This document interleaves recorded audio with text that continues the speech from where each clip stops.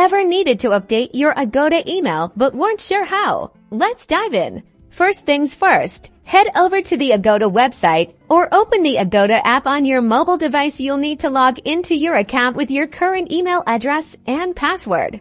Once you're logged in, look for your profile or account settings. This is usually found by clicking on your name or a profile icon, often located in the top right corner of the screen.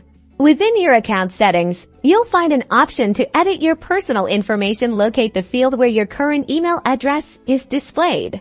Click on the Edit option next to your email address. A new field will appear, allowing you to type in your new, updated email address. Make sure to enter it carefully and double-check for any typos. After entering your new email, you'll need to confirm the change. Look for a button that says Save, Update, or Confirm Changes and click it.